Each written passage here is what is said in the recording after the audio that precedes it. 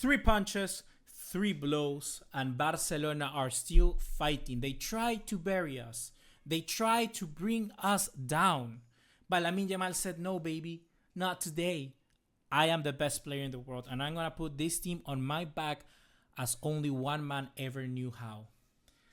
Lamine Yamal, take a bow, son. What a player. What a game. Barcelona are still alive in the Champions League after the 3-3 draw against Inter de Milan. We simply have to talk about it. Goals, analysis, lineup, reactions, and much more in today's video. What's going on, guys? ¿Cómo están? BugaLuis here, and welcome back to another video here on the channel. And in this video, I'll explain to you how Barcelona changed the chaos in this game into hope, and why this 3-3 might actually be the key to get us all the way to the final. This is not over. This is not over. This is a result that I think basically keeps this tie alive. You know, both teams are going to be fighting off for what happens on Tuesday. Barcelona comes from beating Real Madrid in la Copa del Rey. They look fatigued. Inter looking groggy, looking very bad after losing 3 games on the bounce. And they needed this result as much as Barcelona needed it as well. I think that Barcelona will look to try to keep surviving, keep in the race for the treble. Inter already lost the treble after losing the semifinal to Milan in the Supercopa, in the Coppa d'Italia. And well, now here they face off each other in an amazing battle of philosophies, of entertainment football. And I think that this is perfectly what a neutral wants to see. We're watching a game of 2 different styles of football. You know, we have Barcelona that like a little bit more of the control. Barcelona likes to take time with the ball on their feet, likes to create, but also they like to strike. You know, whenever they have the possibility, they look at it, they smell blood, and they go with it. Inter are very much of the opposite. Inter don't really rely too much on the ball. We saw the first 2 goals coming in, 2 chances, and bang, they scored. They left Barcelona on the ropes, and it looked to be match said and done. But Barcelona have another thing that perhaps Inter didn't in this game, and that was the stellar performances, the superstars, you could call them, like Lamine Yamal, like Raphinha. They turned up as well, and they demonstrated to be an absolute incredible players that can just be clutch for Barcelona, particularly Lamine Yamal. This is one of the best games of Lamine Yamal, and he gradually keeps getting better. You know, it's one thing that he's amazing, he's incredible, but he just keeps getting better. You know, the stakes keeps getting higher, and he keeps rising to the occasion. Lamine Yamal is a wonderful player, and today he showed it as well. He showed it completely. Some people are gonna sell to you, I think, this result as a collapse for Barcelona or a collapse for Inter, perhaps because they were at a moment 2-0 up. This really wasn't a win. This really wasn't a collapse for any of the 2 teams. I think this was just a warning. A warning because we're seeing 2 great European teams at the moment, and they're very much equal in the sense that probably Inter de Milan is the worst team that Barcelona could have faced, and Barcelona are the worst team that Inter could have faced. So they are just so stylistically different, and they hurt each other so much, and we all know that they are not going to change the way that they're going to be playing. So pretty much the second leg might be more of the same. And I think that that's very good news for the neutral football fan out there that just want to enjoy good football. But for somebody like us who are Barcelona fans or Inter fans who are watching this, yeah, it's going to be a pretty rough watch. So just like we always do, let's take a look right away at the starting 11s that both teams put out for this tremendous game of football. First of all, the home team Barcelona went with Chesney, Jules Koundé, Pau Cubarsí, Íñigo Martínez, Gerard Martín, Frankie de Jong, Pedri, and then Raphinha, Dani Olmo, Lamine Yamal, and Ferran Torres. Inter de Milan went with Jan Sommer, Acerbi, Bastoni, Bisek as the defense, Denzel Dumfries, Barella, Çalhanoğlu, Mkhitaryan, and Di Marco as the 5-man midfield, you could say, with the 2 wingbacks, as we all know. And then Lautaro Martinez and Marcos Thuram. Marcos Thuram was, for me, I think, the main attacking threat that Inter de Milan certainly had in this game. I mean, he scored the goal under 30 seconds, so that's incredible for him. But the idea is that he's so fast, he's so good reading the spacing behind, and having Barcelona with that high line so high, he was such a dangerous player for Barcelona in this team and in this game, and it was so difficult for the backline for Barcelona to control him. It really was very difficult. Particularly in the very first goal, we saw how Íñigo Martínez sort of slipped for the goal of Marcos Thuram, and maybe there's where a debate sort of starts up, where I would rather see someone perhaps a little bit more physical and rather just someone that can really stick to Marcos Thuram like an Araujo can be, like a proper stopper. And that will be Araujo. But we're going to discuss that later on. What really grabs my attention from Barcelona is that, of course, we have to mention that Jules Koundé went out injured at the end of the first half. This is something that at the end of the day, Hansi Flick decided to change with Eddie Garcia slotting in at right back. And I actually really like that decision that Hansi Flick made with Eddie Garcia, because we saw him in a game previously. I think it was the game against Mallorca where he played right back, and he was really decent. He was really good, and I think that he had a very good game as well here. I think Eddie Garcia reads the space, how to move forward really nicely, and understands how to play alongside someone like Lamine Yamal. I think that understanding perhaps has to do something with that both came through La Masia, perhaps. They do have that understanding. I think Koundé does it as well, but that's just because of the sheer amount of games that they have played together. But not having Koundé, we're going to have to wait and see when he's going to be coming back, because he certainly is going to be a big miss for that second leg. We have to see he's going to be able to make a return. End up leaving the field walking, which is very good. It's not going to be a tremendous injury, but let's see if he can definitely make it for the second leg, make it for the final stretches of La Liga, and certainly make it if Barcelona progress to a final of the Champions League. Something that was really worrying at the start of the game, guys, was that Lamine Yamal potentially could have gotten a knock because he left out the pre-match warm-up. And imagine if Lamine Yamal didn't play this game. Imagine if he didn't actually play the semi-final. Barcelona, where would they be? I'm not sure if I'm really good or being positive. It's too good for me. I don't know. Some of you are gonna maybe having a different opinion about the result, but I think that just to see Lamine Yamal playing at this stage and playing at the level that he has been today, I'm just so happy that we're having this possibility. Maybe the context brings the best out of the player, and that's when I think we can really see the best of the best. Inter Milan scoring first, the 2 goals really made Lamine Yamal rise up to the occasion. It reminded me a lot of when Lamine Yamal did this with Spain against France in the semifinals of the Euros, because Spain really looked knocked out. I mean, Spain looked like if they conceded one more goal, they were certainly going to be flying home. And the same I could have been said with Barcelona here in this game. But Lamine Yamal, at 17 years of age, this time around, puts the team on his back and scores a very similar goal like the one he did in the Euros. And he is, I don't know, he just shows the world that he's magnificent. I mean, the ability to just drift in and out of players like that so quick. And I will try to show you here the goal very fast. It's so incredible, really. It's so amazing. Look at, here's the goal. Lamine Yamal, just 1-2 seconds, bang. That's an incredible goal for Lamine Yamal. How can you do that at 17 years of age? Like I couldn't even count. So it's tremendous what this kid is doing. And I think that this is just a moment where he's showing his true colors, and I love that. So not having him, imagine if he actually would have been injured. Imagine if he actually been able to play the game because of this stupid schedule of so many matches so close together. We would be missing. I mean, they're literally killing whoever makes the schedules, the calendars of football matches is really killing players like this. But that's enough. Let's start off right away with the very first half. And that's where Barcelona, I think, need to be very, very careful when they head to the Giuseppe Meazza on Tuesday. Really, Inter Milan caught Barcelona off guard. I mean, it's impossible that Inter Milan scores a goal like this in less than 30 minutes. Like, what is this?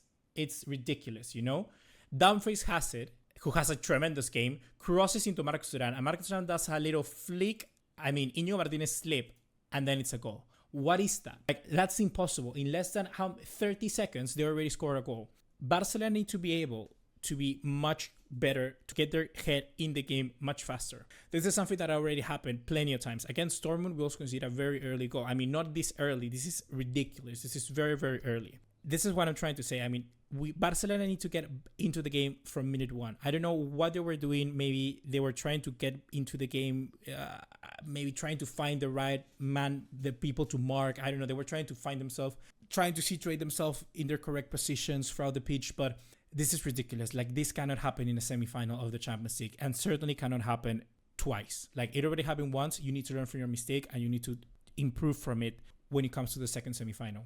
To the second leg. Like, you need to improve that drastically. And I think that this is literally the only chance that Inter Milan had in that first half until then, of course. But then came the second goal in that first half, which is, it's still ridiculous. Like, it's so ridiculous how quickly Inter were able to score these goals. Like, I didn't understand this. It was such a perfect scenario for Inter at the moment because I mean they scored so early and they could just wait for us on the counter. And the second goal didn't even came from that. It came from a set piece. So let me show you the second goal from Inter. And what you know what's again? It's golazos. They are golazos. Look at this. Look at that. Look at that from Dumfries. Like who? What? What? You know, like what in the world Dumfries scored that? That's ridiculous. At this moment, I was honestly just. I thought Barcelona were out. Yeah, maybe. Like, I know it was very early on. It was 20 minutes. But the scenario for Inter here was so good. Like, they could just dominate the game like this so much. They could just sit back. They could relax. They could let Barcelona have the ball. And Barcelona really just were not playing good football. They were not playing good football until the goal from Lamine Yamal 3 minutes later. They really weren't playing good. Ferran Torres had a chance, which was very good. It was assist from Lamine Yamal. I think Lamine Yamal was the only like sparkling light from those first 20 minutes. He was the one carrying this team. Like, I kid you not, he was carrying this team. He was going ahead, carrying the side, trying to make something happen. He was killing the Marco. Inter even needed to bring Mkhitaryan to play as a close, you know, like wide half next to Di Marco to mark someone like Lamine Yamal. So Lamine Yamal played against two players and he even destroyed them both. He was having the best game of his life, Lamine Yamal. It was really Lamine Yamal's show. That's what I'm trying to say. It was even Lamine Yamal's show. And I mean, yeah, we needed something. We needed something. And that's when the second goal from Lamine Yamal, that's where the first goal from Lamine Yamal came. I already showed you on screen right now, but this is a goal from Lamine Yamal coming up. Woo! What a goal. And at that moment,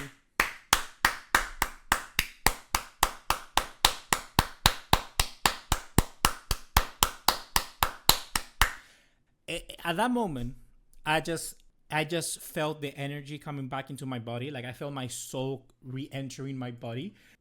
And that led to Barcelona actually playing back to how they're accustomed to. And then after that, Barcelona dominated the game. They dominated the game. They get a cátedra. They completely bullied Inter back into their own half. Kept pushing.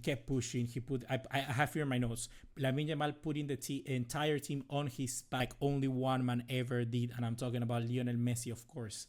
And minute 37 came the one and only my guy. The guy I've been dreaming about for always and always. Ball from Pedri, Raphinha, Torres, Tiburon, Ferran Torres with the equalizer for Barcelona. And at that moment, I thought, Barcelona, we're back into the game. Okay, amazing. Let's go find the next goal.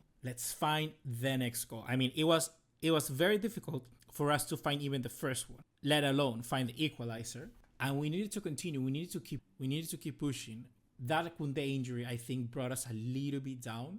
Eddie Garcia coming in took us a little bit of time to settle in, took us a little bit. And after that, it was halftime. Halftime came and Lautaro Martinez went out injured for Inter Milan. They brought in Taremi. And I think that was kind of like equal footing, one of our best players in Koundé with one of their best players going out as well. It was halftime. And yeah, we needed things to change. And I think Flick understood the assignment. And I want to give kudos to Flick for that. Because he took out Gerard Martin and he brought in Ronald Araujo, which I'm very happy for because on the left-hand side, we were not creating at all. Raphinha was completely invisible during the first half. And just bringing Íñigo Martínez in, it gave a little more perspective and a little bit more of danger and threat for that left flank. I think that was a much needed substitution. Çalhanoğlu also changed positions with Mkhitaryan to mark Lamine Yamal a little bit better. It worked for the first few minutes. And in those 5 minutes, Inter, when change of position happened, they were much better with the ball at their feet. And that's when I think a little bit later, the game was very much equalized. Came the goal from Denzel Dumfries again. Denzel Dumfries was the game of his life in a semifinal of a Champions League. This is the goal again and from another set from Inter. You see the goal there from Dumfries. In the first, this is where Dani Olmo, I do not understand. Dani Olmo was marking Dumfries there. Like, yeah, unfortunate. Dani Olmo, why are you marking Denzel Dumfries? Like, I need to know who put you there. Like, I definitely understand that's not your doing. Somebody is responsible for that. we don't have that many strong men to maybe mark someone like Dumfries, who is an absolute truck. And that's unfortunate, but moments later came for me one of the best goals I've ever seen in my entire life. Oh! And you hear the bang, you hear the rattling of the net. My goodness, that's such a magnificent goal. And that's just such moments after, and we needed this. I think this is a sign. Like, I kid you not, this is a sign from the Lords up there telling us that this is our Champions League and we must not screw it up. Raphinha, Lamine Yamal are doing nasty things in the Champions League. Nasty thing. And we cannot let this chance slip our hands. The Champions League is in our hands to win because of situations like this. This is special messaging, guys. This is something special. My goodness. Raphinha after that, incredible. The entirety of the game was so tight after that, really. Like, it was so tight. Barcelona with a high line. Gavi came in. Christensen, of all people, came in. I think Flick rotated a bit, of course, trying to keep Pedri fit, trying to keep Cubarsí fit. At the end, it ended 3-3. Inter had another possibility to score. They even had more possibility to score than Barcelona, I would say. Barcelona had some good chances. One with Ferran Torres, I remember, later in the half. Sommer was incredible as well, with another chance from Lamine Yamal in the second half. And it was a fair draw. You know, it was 3-3, made the best team win. And I think the same thing is going to happen at the Giuseppe Meazza. I think that's the same thing that's going to happen when we go and visit Inter Milan at their stadium. So this is just a game where I just want to be, guys, relax. You know, I don't want to be too negative. This is European football at its finest. It's never going to be simple. It's never going to be, you know, like the 3-0 that we did Bayern in the first leg. It's never going to be like 2015. That's an incredible team that we had. This is more normal, like what Barcelona normally used to. Even when we had the Pep Guardiola days, our semifinals were very, very tight. So I think this is more of the same. You know, just keep calm, relax, let's focus. Valladolid next, and then we have another leg in the semifinals of the Champions League. It's really interesting. These games are so good. In terms of, I think, the best players of the game, certainly I have to give the MVP to Lamine Yamal. I think he was out of this world. He was tremendous. I think UEFA is going to give the MVP to Denzel Dumfries. Let's actually check who are they going to give it to, because they should give it to Lamine Yamal, but I believe they're going to give it to Denzel Dumfries because of the goals. Like, pretty much a given. Yeah, they give the MVP to Denzel Dumfries, but like, Lamine Yamal was insane, you know, like, he was absolutely insane. 100 games at 17 years of age. Oof. Lamine Yamal. Damn, boy. Incredible. Who do I think was another amazing player? I think Thuram was really difficult to mark for Barcelona. I think he really was difficult to mark. I think Íñigo Martínez was key once he was moved to the left back position. That is a part of the game that I really want to emphasize. I think that was a very nice surprise to have. That is a part that we really must emphasize for the second leg. I think Íñigo Martínez had to play. I think has to play. He has to play as a left back.